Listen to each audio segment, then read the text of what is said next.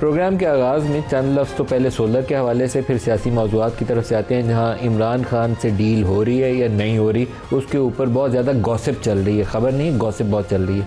पहले सोलर के हवाले से प्राइम मिनिस्टर ने पावर डिवीज़न को बोला है कि उसके ऊपर एक बार रिव्यू फाइल करें, लेकिन इंपॉर्टेंट क्वेश्चन ये है कि शहबाज शरीफ की हुकूमत नहीं, वो IPP साइन किए थे चाइना के साथ, जिसके नतीजे में आज पाकिस्तान इस मुश्किल में फंसा हुआ है कि हम कैपेसिटी पेमेंट्स दे नहीं पाते, वो पाइल अप होती जाती हैं और वो दे नहीं पाते, इसलिए हम छुरी फेरने की कोशिश करते हैं, कभी इलेक्ट्रिसिटी टैरिफ इंक्रीज़ करके।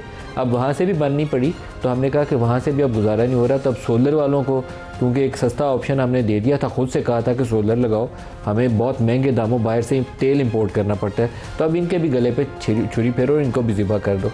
तो प्राइम मिनिस्टर शहबाज शरीफ इनके ही बनाए हुए IPPs जो बहुत महंगे दामों पे इन्होंने लगाए हुए, उसकी सज़ा पाकिस्तान भुगत रहा है। फिर इसी हुकूमत ने या किसी और हुकूमत ने सोलर वाली पॉलिसी अपनाई, लोगों को कहा कि अरबों डॉलर लगाओ। लोगों ने अपने घर से मोटरसाइकिल बेची, किसी ने ज्वेलरी बेची, किसी ने कुछ छोटी मोटी गाड़ी थी तो वो बेच के कुछ सस्ती मोटरसाइकिल ले ली कि सोलर लगा लें, बिजली के बिल से जान छूट जाए। अब कहा कि नहीं, नेट मीटिंग तो गुजारा ही नहीं होता, अब नेट बिलिंग पे जाएंगे, 10 रुपये यूनिट आपसे ख़रीदेंगे और 50 रुपये यूनिट आपको बेचेंगे। अब 10 रुपये ख़रीदने पे भी इतराज़ नहीं है, लेकिन नेट मीटिंग ख़त्म करना बहुत काबिल इतराज़ है, इसलिए कि आपका लॉन्ग टर्म जो ऑयल इंपोर्ट का बिल है वो ये नेट मीटिंग जो है, इसी लालच में लोग आते हैं कि हमें हर महीने जो 50-60 हज़ार 70 हज़ार का बिल देना है। किसी की 1.5 लाख तनख्वाह होगी पाकिस्तान में, 10 लाख कमाने वाले तो पूरे पाकिस्तान में आपको 1 लाख बंदा भी नहीं मिलेगा, पूरा पाकिस्तान जमा कर लेंगे। तो यही 70 हज़ार 80 हज़ार 1 लाख 1.5 लाख, उसमें से अगर 50-60 हज़ार बिजली का बिल आता हो तो वो नहीं अफोर्डेबल। तो लोगों ने ये किया कि एक दफ़ा 15 लाख लगाओ, 10 लाख लगाओ या 14 लाख लगाओ, तो घर के ऊपर एक 5 kVA या 7 kVA का सिस्टम इंस्टॉल कर लो, बिजली का बिल ख़त्म हो जाए। अब अगर उसे आप बोले कि आपकी नेट मीटिंग काट रहे हैं तो इससे बड़ा जालमाना फेल कोई नहीं है। आज से चंद साल पहले CNG के साथ भी हुकूमत यही कर चुकी है। पाकिस्तानी रियासत वक्तन फ़क्तन लोगों को लूटने का ना कोई तरीका निकालती है, बाद में अपने हाथ झाड़ते हैं, कमिश्नरों से जेब भरते हैं और साइड पे हो जाते हैं। CNG लोगों को कहा गया कि पेट्रोल से बहुत सस्ती है, क्लीन फ्यूल है, इससे ज़्यादा बेहतर ऑप्शन ही कोई नहीं है। अरबों डॉलर लगवा दिए लोगों के, CNG स्टेशन भी लगे, लोगों ने गाड़ियों की डिग्गियों के अंदर बड़े बड़े सिलेंडर फिट कर लिए। अब पता चला पाकिस्तान में गैस नहीं है। अब वो बहुत बड़ा स्कैंडल है, अगर अरबों डॉलर किसी का लूटा हो ना कौम का, तो स्कैंडल को इन्वेस्टिगेट भी करना चाहिए। उससे निकले हैं तो अब सोलर में फंसा दिया। और सोलर का मसला ये है कि सोलर क्लीन फ्यूल है, क्लीन ऑप्शन है, इससे ज़्यादा आपकी इन्वायरमेंट फ्रेंडली कोई ऑप्शन हो नहीं सकती कि ऊपर से सूरज की रोशनी है और उससे आप बिजली बनाते हैं। लोगों ने खुद से पैसा लगाया, सरकार का कुछ लेना देना भी नहीं है। इसको फैसिलिटेट करना चाहिए, रास्ता नहीं रोकना चाहिए। लेकिन हमारे सियाने इतने, वो कहते हैं कि सऊदी अरब से, UAE से, कतर से गैस और तेल तो ख़रीद लेंगे 15-16 अरब डॉलर 17 अरब डॉलर का, लेकिन ये जो घरों में लोगों ने सिस्टम लगाया ना, इसको ज़रूर बंद करना है। तो कुछ अकल का तकाजा करें और कुछ बेहतर ऑप्शन बनाएं जिसमें लोगों की ज़िंदगियों में आसानी इतनी रहने दें कि वो ज़िंदा रहें, सांस लेते रहें। लोगों की टेक होम इनकम में इजाफा नहीं हो रहा पाकिस्तान में। अगर ये कोई खुशफहमी में है ना कि पाकिस्तान की लोगों की टेक होम इनकम में इजाफा हो रहा है, तो पिछले 5-7 सालों में जब से ये कोरोना वाला ऑनसेट हुआ था उसके बाद लोगों की टेक होम इनकम नहीं बढ़ रही, अनएम्प्लॉयमेंट बढ़ रही है पाकिस्तान में, बेरोज़गारी बढ़ रही है। तो लोगों के पास ज़िंदा रहने के लिए कुछ तो रहने दें कि शाम को रोटी तो खा लें, कि उससे भी हाथ धो बैठें। ये एक अफसोसनाक पहलू है जिसकी तरफ मेरा ख्याल था कि आज हमें प्रोग्राम के आगाज़ में ज़रूर हाईलाइट करना चाहिए। एक दूसरी खबर जो इमरान के हवाले से, जिसको मैं चाहूँगा कि आज के प्रोग्राम की इब्तिदा उस खबर से करें। इमरान खान को अदालत ने एक फ्रेंड ऑफ द कोर्ट बना के एक वकील साहब को भेजा, सलमान सफदर साहब को, कि आप जाइए इमरान खान की लिविंग कंडीशन के हवाले से और उनकी सेहत के हवाले से भी अदालत को बताइए। उन्होंने अपनी रिपोर्ट कुछ 7 सफ़ात की रिपोर्ट बना के अदालत में जमा करा दी। उसके मुंदरजात क्या हैं उससे हम आगाह नहीं है, क्योंकि उन्होंने वकील साहब ने ये बात कही कि क्योंकि सुप्रीम कोर्ट ने उनको भेजा था तो अब वो सुप्रीम कोर्ट का ही हक़ है, वही इसके ऊपर राय दे सकते हैं। अब सुप्रीम कोर्ट के ऊपर एक बहुत बड़ा बोझ है।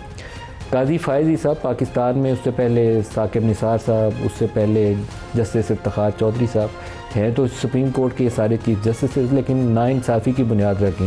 इफ्तिखार चौधरी ने पीपल्स पार्टी को ख़त्म करने में रोल अदा किया, साकिब निसार ने नून लीग को ख़त्म करने में रोल अदा किया, और काजी फ़ायज़ साहब बल्ले का निशान पाकिस्तान तहरीक इंसाफ से छीनने में उनका कलीदी किरदार। बल्ले का निशान छीनना एक सियासी जमात से ऐसे ही है कि उस सियासी जमात को आप बंद कर दें, बैन कर दें और कहे तुझे इलेक्शन लड़ने का हक़ नहीं। यही किया गया पाकिस्तान तहरीक इंसाफ के साथ, और ये काजी फ़ायज़ी साहब ने इसमें रोल अदा किया। और फिर जाने से 20 दिन पहले उनको कुछ ऐसा लालच मुझे लगता है हुकूमत ने दिया था कि अगली ये जो हमने कॉन्स्टिट्यूशनल कोर्ट बनानी है उसका हेड आपको लगाएंगे, तो 63A का फ़ैसला वेरी रॉन्गली टाइम, ताकि 26वीं आईनी तरमीम की राह हमवार हो जाए। तो 63A का फ़ैसला भी वो करके गए। तो चीफ़ जस्टिस माजी में कुछ ऐसा करके गए हुए हैं, तारीख़ ऐसी है हमारी, तो मौजूदा चीफ़ जस्टिस जो हैं ये इज़्ज़तदार आदमी है, और आम लोग आम तौर पर तो कोई यही PTI वालों को भी इन पर शायद इतराज़ नहीं होगा। उनकी भी आस उम्मीद यही होगी कि यहाँ से एक ह्यूमन इंटरेस्ट का केस है, फॉर्मर प्राइम मिनिस्टर का केस है, तो इंसाफ पर मबनी एक फ़ैसला आना चाहिए।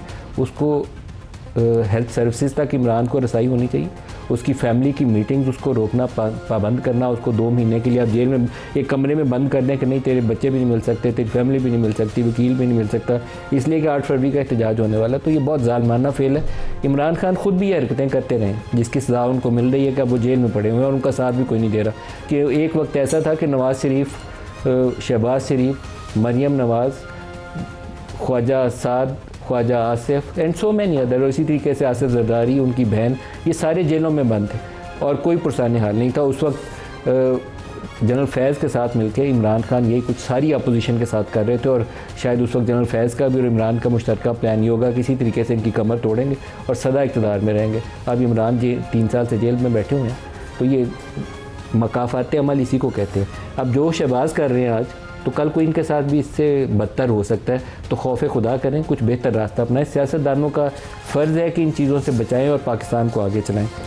एक सिक्योरिटीज़ राय से पहले तो हमने ये, जब वो डील की खबर चलनी शुरू हुई सोशल मीडिया के ऊपर, मुख्तलिफ़ लोगों ने और उन लोगों ने पोस्ट की जिनका आम तौर पर तासुर ये होता है कि वो कोई हमारे पिंडी वालों की खबर या हमारी इस्टेब्लिशमेंट की खबर, वो जो सिस्टमेटिक लीक होते हैं ना, वो ख़बरें पोस्ट करते हैं।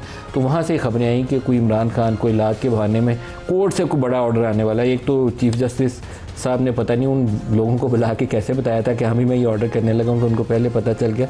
तो पहले तासुर यही मिलता है कि ये कहीं से खबर इस्टेब्लिशमेंट की जानिब से लीक करवाई गई है। तो मैंने सिक्योरिटीज़ राय से बाकायदा ख़ुद फ़ोन करके पूछा कि भाई जी कोई डील शील हो रही है, क्योंकि पाकिस्तान में होती भी है, नवाज़ शरीफ से डील हुई, जद्दा चले गए।